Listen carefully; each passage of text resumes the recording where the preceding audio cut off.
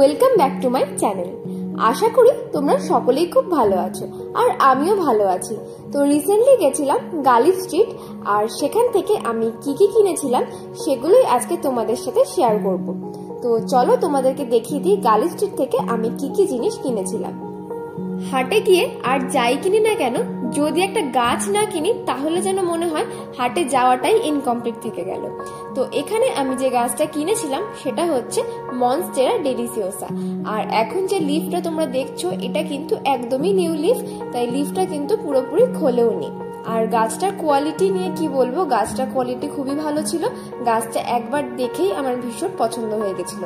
গাছটার জন্য 300 টাকা চেয়েছিল, আমি গাছটা মাত্র 200 টাকায় নিয়েছি। আর অনলাইনে তো এর দাম আশা করি তোমরা জানোই, তাই যে কোনো জিনিসে যদি তোমরা বার্গেনিং করে নাও তোমরা কিন্তু প্রত্যেকটা জিনিসই অনেক কম দামে। আর তারপর যেটা কিনেছিলাম সেটা হচ্ছে মস্টিক। আমার কাছে অলরেডি বড় সাইজের মস্টিক ছিলই, ছোট সাইজের গুলো ছিল না।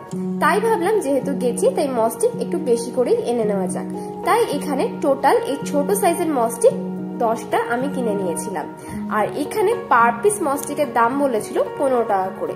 তো যেহেতু আমি 10টা মস্টিক নিয়েছিলাম তাই প্রত্যেকটা মস্টিকের দাম হিসেবে আমি 10 টাকা করে 100 টাকা দিয়েছিলাম। এখন যে জিনিসটা দেখাবো এটার জন্য তোমরা অনেকেই অনেক দিন থেকে মাথা খারাপ করে দিচ্ছিলে। হ্যাঁ, আমি ড্রিফটউডের কথাই বলছি।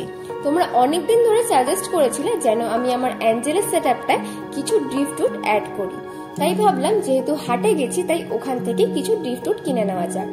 আর এই ড্রিফটউড গুলোর দাম ছিল 500 টাকা কেজি। আর আমি সেখান থেকে কিছু ড্রিফটউড কিনে নিয়েছিলাম। আর এই দুটো সুন্দর শেপের ড্রিফটউডের দাম পড়েছিল 240 টাকা। আর এখন এই ড্রিফটউড গুলোকে আমি কিছুদিন জলে ভিজিয়ে রাখবো আর তারপর অ্যাঞ্জেলের সেটআপের মধ্যে দিয়ে দেবো। আর আমি সেই ভিডিও আমার চ্যানেলে অবশ্যই আপলোড করব, তাই জন্য তোমরা যারা নতুন আছো আমার চ্যানেলটাকে অবশ্যই সাবস্ক্রাইব করে রেখো। অনেকদিন থেকে ইচ্ছা ছিল অ্যাকোরিয়ামের মধ্যে লাইভ প্ল্যান্ট রাখবো। যেহেতু কোনো এক্সপিরিয়েন্স নেই তাই এই দুটো গাছই আমি নিয়ে এসেছিলাম। জানি না আদৌ বাঁচাতে পারবো কি পারবো না, যেহেতু শখ ছিল তাই শখটা পূরণ করার জন্য এই দুটো গাছই এনেছিলাম। রেখে দেখবো যে এই গাছ দুটো হয় কিনা, তাহলে আরো কিছু গাছ নিয়ে আসবো। আর এই দুটো গাছের দাম নিয়েছিল মাত্র 10 টাকা। তারপর হঠাৎই এই ফ্লোটিং প্ল্যান্টটা চোখে পড়লো আর দেখে এত সুন্দর লাগলো, দেখতে ভীষণ কিউট লাগলো। তাই ভাবলাম এটাকে যদি পদ্মের গামলায় রাখা যায় তাহলে খুবই ভালো হয়। তাই এটাও নিয়ে নিলাম। আর এটার দাম নিয়েছিল 10 টাকা। আর এটাকেও আমি আমার পদ্মের গামলার মধ্যে রেখে দেবো। তারপর নিয়েছিলাম একটা সাদা শাপলা ফুলের গাছ। আর এই শাপলাটার দাম নিয়েছিল 40 টাকা।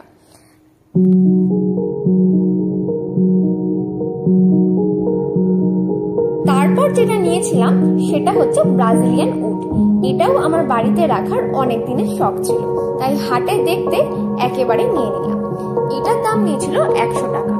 আর এটার মধ্যে কোনো গাছ ছিল না, তো দেখা যাক এটা বাড়িতে জলে রাখার পরে কোনো গাছ বেরোয় নাকি। গালিব স্ট্রিট থেকে টোটাল এই কটা জিনিসই আমি কিনেছিলাম। এগুলো ছাড়াও আরো কিছু গোল্ডফিশ কিনেছিলাম, আর তার ভিডিও আমি চ্যানেলে অলরেডি আপলোড করে দিয়েছি।